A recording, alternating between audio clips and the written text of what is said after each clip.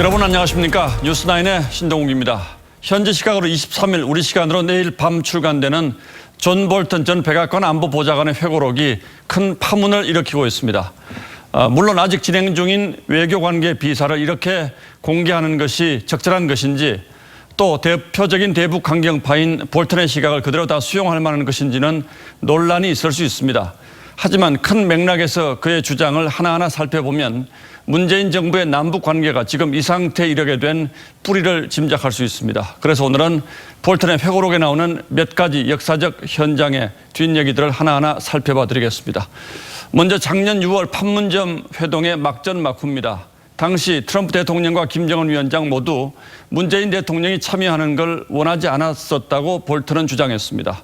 볼턴은 또 하노이에서 합의 없이 끝난 2차 미북 정상회담 뒤에도 문재인 대통령이 3차 정상회담을 제의해서 미 행정부가 경계하게 됐다고 회고했습니다. 먼저 신은석 기자가 보도하겠습니다. 1년 전 남북미 3국 정상이 한자리에 모인 판문점 회동은 전 세계의 이목을 끌었습니다. I just want to say that this is my honor. 하지만 이 같은 모습과 달리 트럼프 대통령과 김정은 위원장은 문재인 대통령의 참여를 원하지 않았다고 볼턴 전 보좌관이 주장했습니다.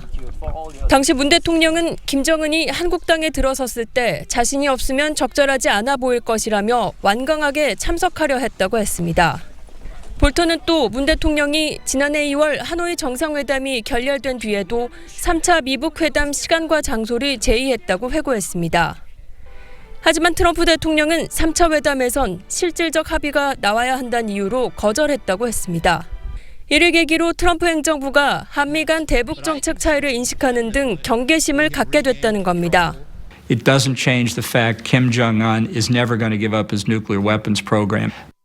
청와대는 우리 영토에서 열리는 회담에 문 대통령이 참여하는 건 당연하다는 분위기입니다.